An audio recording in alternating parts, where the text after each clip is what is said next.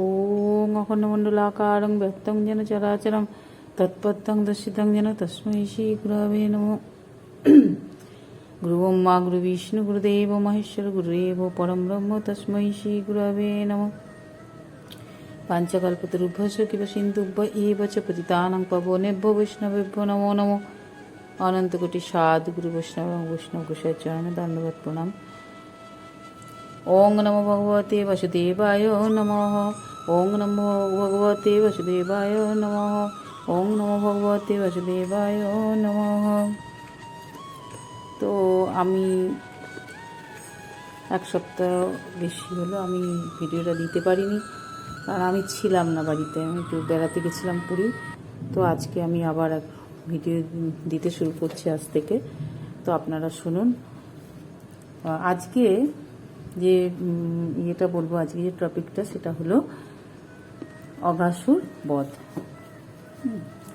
তো আপনারা সবাই হয়তো কম বেশি জানেন গোবিন্দের লীলা। তো অঘাসুরকে কিভাবে উনি বধ করে উদ্ধার করেছিলেন সেই সম্পর্কে আমি আজকে বলবো। আপনারা পুরো ভিডিওটা স্কিপ না করে শুনবেন কি বলতে চাইছি। তো আমার প্রাণগোবিন্দ ধরাধামে এসে কতই যে লীলা করে গেছেন তার কিন্তু ইয়ত্তা নেই।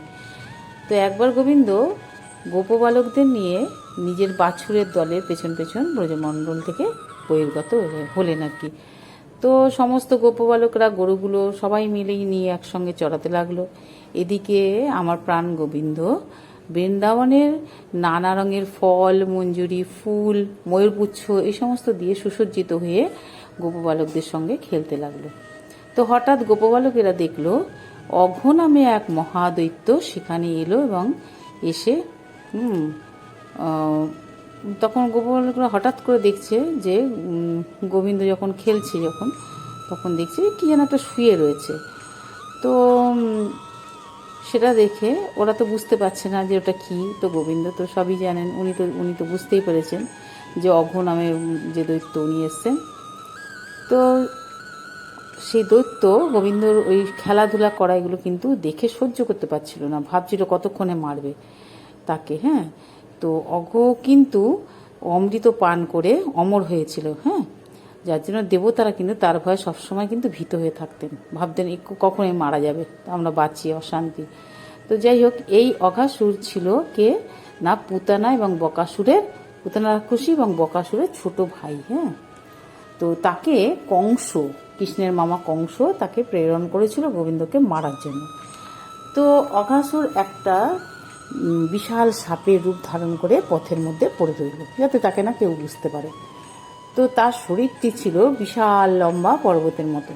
তার উপরে যে ঠোঁটটা আছে সেটা প্রায় মেঘের হাঁ করেছিল আর কি, মেঘের গায়ে লেগে গেছিল, যাতে গোপবালকরা কৃষ্ণ যাতে ভেতরে ঢুকে যেতে পারে তার জন্য হাঁ করেছিল। আর দাঁতগুলো এত বড় বড় ছিল, পর্বত সিংহের মতো দেখাচ্ছিল। আর জিপটাকে এরকম নিচে এরকম বিস্তৃত করে রেখে দিয়েছিল, সেটাকে পুরো একটা পথের মতো দেখাচ্ছিল, লম্বা পথ।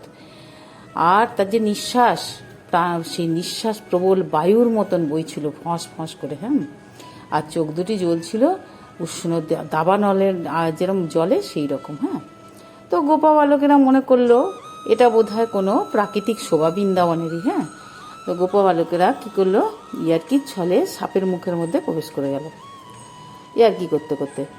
তো তার এবার ওরা যেতে যেতে মনে হচ্ছে একটা গুহার মতো, মনে মনে ভাবছে অন্ধকার গুহা, একদম সাপের পেটের মধ্যেই চলে গেল। হ্যাঁ, তো সাপটা কি করলো, ওদেরকে ভক্ষণ না করে হাঁ করে রইলো, কৃষ্ণের জন্য অপেক্ষা করতে লাগলো কৃষ্ণ কখন ঢুকবে। তো কৃষ্ণ যেই প্রবেশ করেছে অমনি সে মুখ বন্ধ করে দিয়ে তাকে চিবাতে যাবে।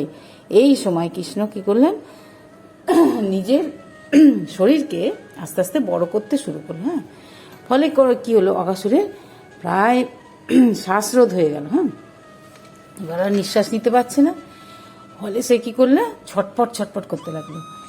এইবার ছটপট করতে করতে একসময় তার ব্রহ্মরন্ধ্র দিয়ে প্রাণ বায়ু বেরিয়ে গেল। ফলে কি হলো, গোপবালক এবং গোবিন্দ তার মুখের থেকে বেরিয়ে এলেন। এবার ব্রহ্মা গোবিন্দের মহিমা দর্শন করে বিস্মিত হয়ে গেল। হ্যাঁ, তো উনি এসে দেখছেন তার লীলা। তো এই মৃত অঘাসুরের দেহটি কিন্তু বৃন্দাবনে রাখা ছিল। বহুদিন পর্যন্ত রাখা ছিল, অনেকেই দেখেছে। তো ভগবান শ্রীকৃষ্ণ গোপবালকদের তো বাঁচালেন, তারা বাঁচলো, আর নিজেও ওখান থেকে বেরিয়ে এলেন, আর অঘাসুরকে কী করলেন, মোক্ষ দান করলেন, অর্থাৎ তার প্রাণবায়ু তার ব্রহ্মতালু ভেদ করে বেরিয়ে গেল। হ্যাঁ, তো তিনি মোক্ষ লাভ করলেন। তা ভগবানের এটাই হচ্ছে লীলা, উনি যাকে ছোঁয় তার কিন্তু মুক্তি লাভ অবশ্যম্ভাবী। যে অসুর তাকে মারার জন্য এলো তাকেই তিনি মোক্ষ লাভ করিয়ে দিলেন। তো ভগবানের কি কৃপা, কি মহিমা, সে তো আর বলার নয়। তো যে তার ভজনা করে তিনি তাকে এইরকমভাবেই উদ্ধার করেন। তো আজকে এটাই ছিল আমার বলার বিষয়বস্তু। তো আজকে আপনারা যাদের ভালো লাগবে তারা আমার লাইক, শেয়ার, কমেন্ট করে আমার পাশে থাকবেন। আর নিত্য যারা দেখেন আমার ভিডিও, তো তারা আমার ভিডিওটা প্রতিদিন দেখবেন, লাইক করবেন, শেয়ার করবেন, কমেন্ট করবেন। আর এখনও পর্যন্ত যারা আমার ভিডিও দেখে সাবস্ক্রাইব করেননি তারা কিন্তু সাবস্ক্রাইব করে, লাইক, শেয়ার করে, কমেন্ট করে আমার পাশে থাকবেন। তো আজকে এই পর্যন্ত। কাল আবার নতুন কোনো ভিডিও নিয়ে আপনাদের সামনে আমি উপস্থিত হব।